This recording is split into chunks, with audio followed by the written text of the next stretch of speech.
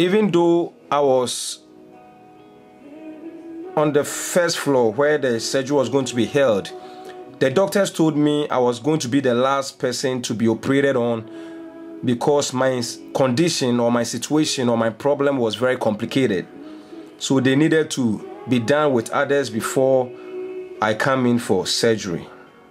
During all this time, precious one, I was still going through excruciating or severe pain in my stomach. I was still going through a lot of pain. So I had to wait for people to be done with their surgery. I was still in pain. When my time finally came for me to go in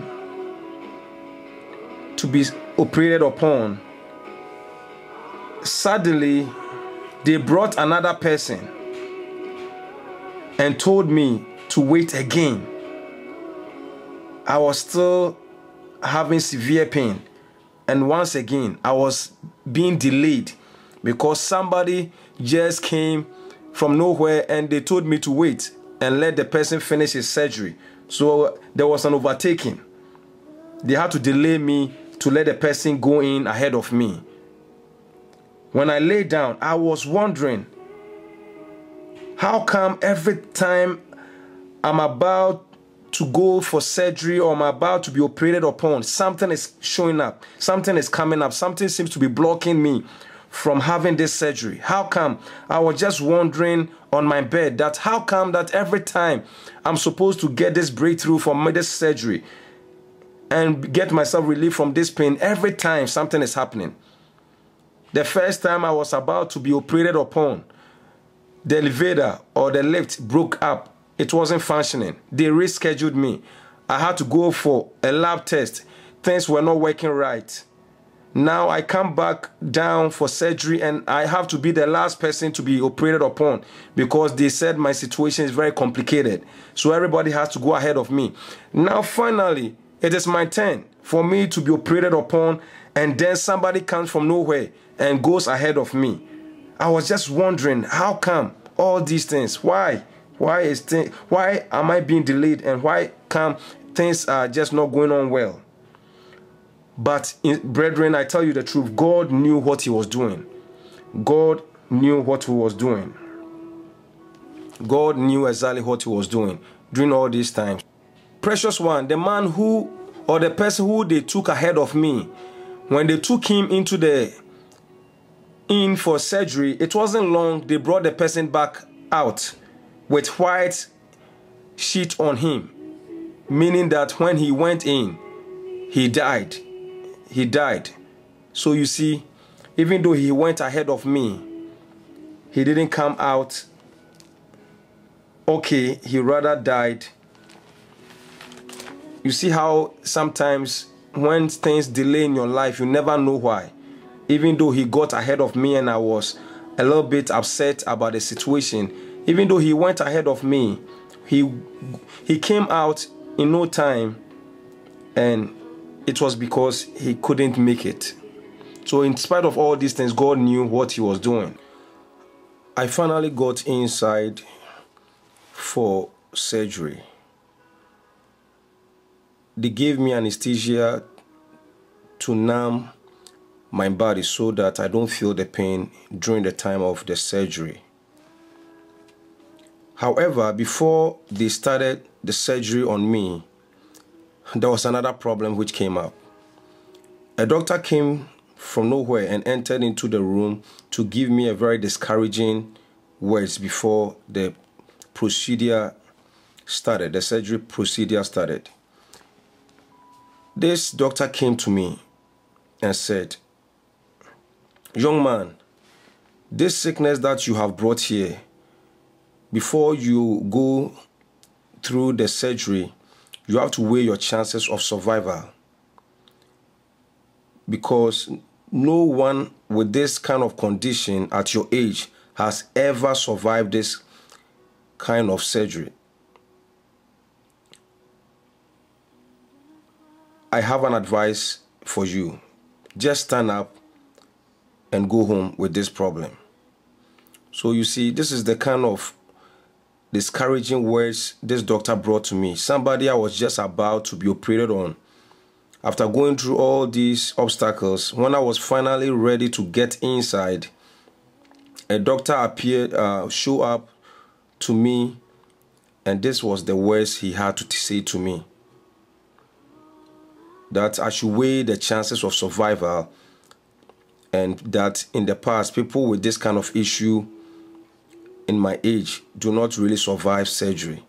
So he's advising me not to undergo the procedure, but to just stand up and just go home. I will be better off going home to live with a problem than do this procedure and probably not even make it. This was the advice the doctor said, words of discouragement. When he said this to me, I laughed, but I panicked all the same. He told me that they have a lot of facts which shows that I may not make it through the surgery. He was talking to me about facts, that the doctors have facts which proves that there's high possibility that I will not make it through this surgery.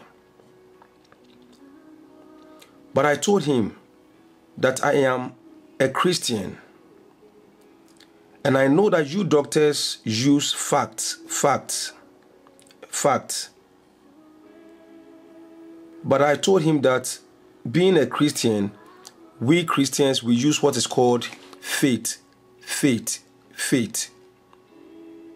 So the doctor comes to this young man and tells him that he's not going to make it through the surgery, and that according to the doctors, there are facts which proves that he's not going to make it through the surgery.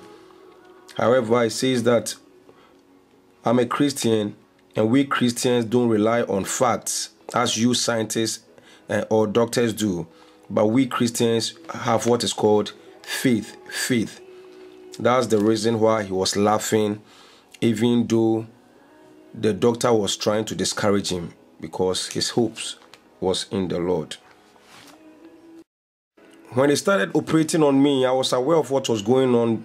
However, because of the anesthesia, which has numbed my body part, I wasn't feeling any pain. So I knew that they were operating on me. They started the surgery. But after 3 hours' time, I started experiencing severe pain in my heart. I began to shout to tell them that I was feeling pain in my heart. I was feeling pain in my heart, but they insisted that there was no way I could feel or sense any pain in my heart because of the anesthesia which they gave me, because they knew that it should numb my body part so that I don't feel anything. But I kept on insisting that I was feeling severe pain in my heart. I was experiencing this pain, and even though I was screaming and trying to get their attention that, hey, guys, I can feel whatever the pain going on in my heart. But they told me there was no way I could feel no pain because of the anesthesia or the drug they gave me to numb my body. I don't remember what happened next. I just didn't know what else. It was like a blackout. The last thing I remembered in the physical was when I was on the bed screaming pain with my heart. That was the last thing I could remember when I was in the physical. And they told me I couldn't. And that's when I passed out and I didn't remember anything more in the physical. So now from here on is what I discovered, or I realized the vision I began to have about the heavenly encounter. The last thing I remembered in the physical was when I was screaming pain in my heart. I then found myself floating in the clouds with a very high speed. I was screaming because of how fast I was going through the clouds with a very high velocity or very high speed. Suddenly, I arrived at a place like in a garden. The garden was very, very beautiful.